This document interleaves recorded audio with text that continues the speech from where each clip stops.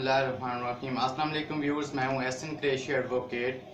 आज का जो हमारा लेक्चर है लेक्चर नंबर 112 यानी कि 112, और जो टॉपिक है दोस्तों की डिमांड पर डोमिसाइल के ऊपर आज हम डिस्कस करेंगे कि डोमिसाइल जो है वो कहां से बनवाया जा सकता है, उसके लिए कौन कौन से डॉक्यूमेंट्स की ज़रूरत होती है, डोमिसाइल कौन जारी करता है, इस वाले से हम डिस्कस करेंगे। सबसे पहले हम देखते हैं जो डोमिसाइल है वो कौन जारी करता है। डोमिसाइल डिप्टी कमिश्नर जारी करता है, डीसी ऑफिस से डोमिसाइल आपको मिलेगा।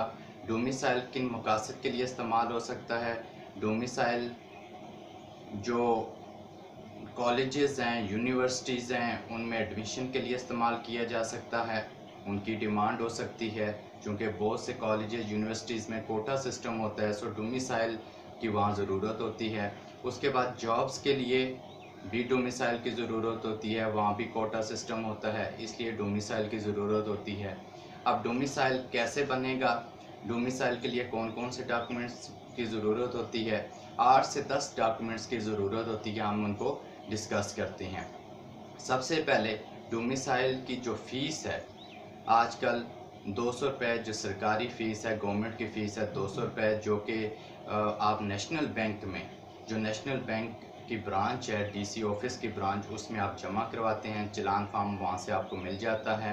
आप ऑनलाइन भी उसको डाउनलोड कर सकते हैं, बैंक से भी आपको मिल जाएगा, वो आप फिल करें। फिल करने के बाद जो है उस 200 रुपये आप पे करें और वो चालान की रसीद अपने पास रख लें।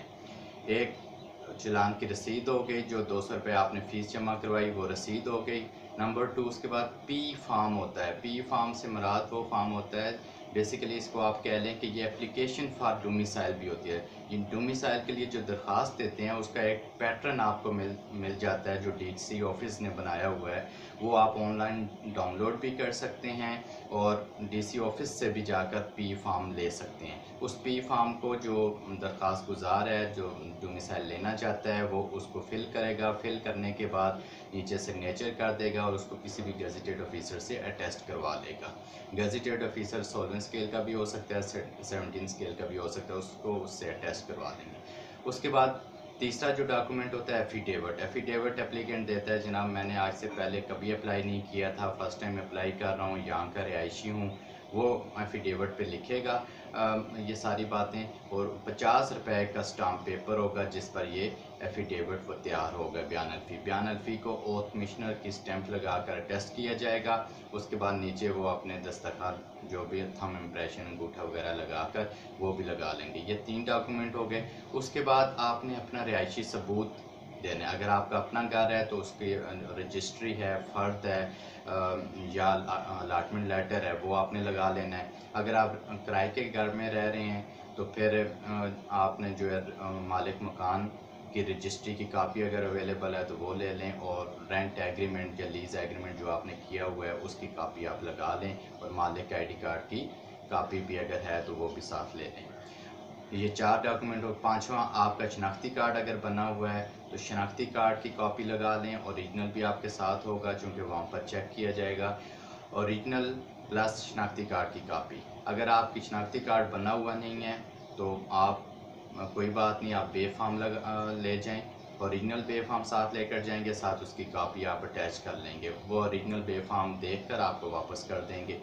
उसके बाद अगर बे फॉर्म भी नहीं, शनाख्ती कार्ड की कापी भी नहीं, तो फिर आप अपने वालिद या वालदा का जो शनाख्ती कार्ड की कापी है वो आप ले सकते हैं।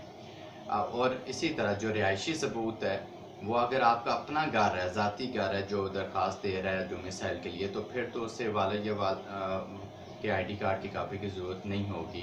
अगर आईडी कार्ड बना हुआ है, उसका अपना घर है, तो वो फिर उसकी ज़रूरत नहीं पड़ती। अगर अपना घर नहीं है, वालिद का घर है, तो फिर उनके रजिस्ट्री, फ़र्ज या अलाटमेंट लेटर की जहाँ कापी होगी तो वहीं उनके आईडी कार्ड की भी कापी होगी। इसी तरह अगर वालदा का है तो वालदा की जो आईडी कार्ड की कापी की ज़रूरत होगी।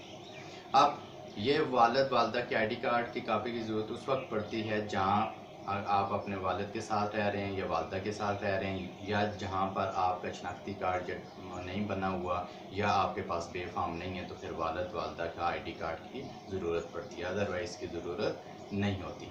उसके बाद जो नेक्स्ट होता है नंबर 6 हम कह लेते हैं, जो डॉक्यूमेंट जिसकी ज़रूरत होती है वो तालीमी असनाद में से, अगर आप पढ़े लिखे हैं तो मैट्रिक की सनद, बीए की सनद या फिर कोई एक सनद आप लगा दें, उसकी कापी लगा दें।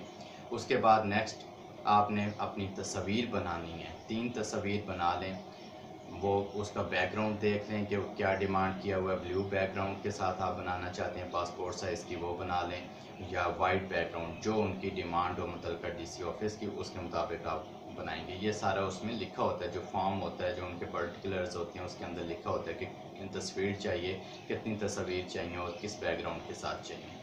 अब तस्वीर हो गई, उसके बाद जो है आप अगर रिहाइश आपका घर है तो वहाँ बिजली का बिल या गैस का बिल, कोई एक बिल वगैरह अटैच कर दें, वो भी बहुत अच्छी बात है, उसके साथ अटैच कर लेंगे। उसके बाद आप जिस एरिया में रह रहे हैं वहाँ अगर जो चेयरमैन है ज़कात कमेटी का, उससे आप रिहायशी सर्टिफिकेट ले लें, वो लिख कर दे दे कि ये यहाँ इतने अरसे से रह रहे, तो वो भी सफिशेंट है। अदरवाइज़ आपने रजिस्ट्री फ़र्ज या कोई लीज़ एग्रीमेंट दे दिया तो फिर उसकी इतनी ख़ास ज़रूरत नहीं होती। अदरवाइज़ अगर कुछ नहीं है तो ये अगर दे दें सर्टिफिकेट, रिहायशी सर्टिफिकेट दे दें, तो वो रजिस्ट्री वगैरह या वो चीज़ ना भी हो तो फिर भी इससे भी काम चल जाता है, सफिशेंट है। चूँकि वो एक अथोराइज पर्सन होता है, एक ज़िम्मेदार रिस्पॉन्सिबल पर्सन होता है, वो अगर लिख कर दे दे कि ये हमारे एरिया में रह रहा है, इतने अरसे से रह रहा है, तो वो भी सफिशेंट है। इसके बाद अगर हम मज़ीद अगर इसमें किसी चीज़ की ज़रूरत हो, हम अगर देखें तो जो पे फार्म है वो हमने बताया कि अगर आईडी कार्ड ना बना हो तो पे फार्म की ज़रूरत होगी, और आईडी कार्ड हो तो फिर पे फार्म की भी ज़रूरत नहीं होती। उसके बाद अगर आईडी कार्ड पे फार्म दोनों ना हो तो फिर वालिद वालदा के आईडी कार्ड पर भी बन जाता है। इसी तरह अगर वालिद वालदा ना हो तो फिर उनका जो मियाँ बीवी अगर हैं तो वाइफ हस्बैंड वाइफ एक दूसरे के आईडी कार्ड से इस्तेमाल कर सकते हैं।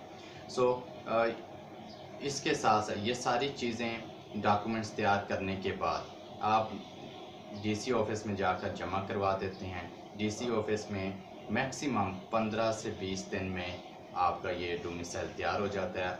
सम टाइम आपको अर्जेंट अगर चाहिए हो तो हफ्ते के अंदर अंदर भी ये तैयार हो सकता है डोमिसाइल। इसके लिए जो डॉक्यूमेंट है उनको हम एक दफ़ा रिकॉल कर लेते हैं कि किन किन डॉक्यूमेंट्स की ज़रूरत होती है।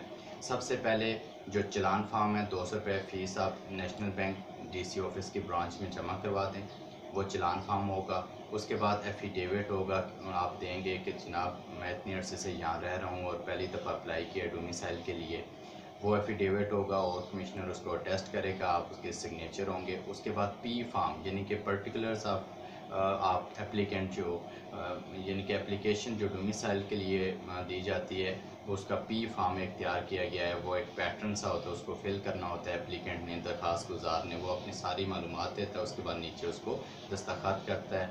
दस्तखत करने के बाद गेजेटेड ऑफिसर से अटेस्ट करवा ले पी फार्म को तो सफिशेंट है। उसके बाद जो फोर्थ है वो आप अपनी रिहायशी सबूत देते हैं। अगर आपका अपना ज़ाती घर है तो रजिस्ट्री फ़र्द अलाटमेंट लेटर मकान के वो लगा लें। अगर वालिद का है तो उनके मकान में रह रहे हैं तो उनकी भी रजिस्ट्री फ़र्ज या अलाटमेंट लेटर की कापी प्लस फादर का आईडी कार्ड। इसी तरह अगर मदर के घर में रह रहे हैं तो उसकी रजिस्ट्री फ़र्ज अलाटमेंट लेटर की कापी प्लस वालदा की जो है वो आईडी कार्ड की कापी। अब अगर जहाँ पर पे फार्म भी नहीं है आप और आईडी कार्ड भी नहीं बना हुआ तो फिर वालिद या वालदा का जो है वो आप आईडी कार्ड इस्तेमाल कर सकते हैं। इसी तरह अगर हस्बैंड एंड वाइफ हैं यानी कि मियाँ बीवी का मसला है, कोई बीवी अगर बनाना चाह रही है डोमिसाइल तो अपने हस्बैंड के आईडी कार्ड को वो इस्तेमाल कर सकती हैं। उसके बाद जो मैट्रिक एफ ए बी ए की कोई भी एक सनद लगा दें, बिजली का बिल लगा दें आप साथ, ये सारी डॉक्यूमेंट कंप्लीट कर लें। जो एफिडेविट होगा वो याद रखिएगा 50 रुपये वाले स्टाम्प पेपर पर एफिडेविट तैयार किया जाएगा।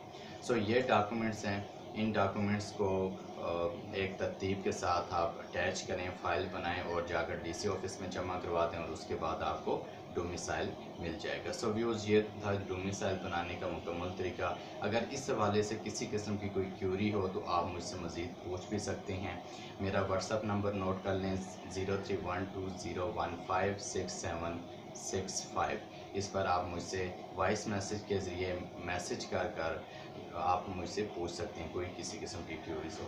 सो व्यूज़, मुझे उम्मीद है मेरा लेक्चर आपको पसंद आया होगा। अगर मेरा लेक्चर आपको पसंद आया तो मेरे चैनल को सब्सक्राइब कीजिए, दोस्तों से शेयर कीजिए, बेल आइकन को ज़रूर प्रेस करें ताकि मेरी हर वीडियो का नोटिफिकेशन बर वक्त आपको मिलता रहा करे। वस्सलाम।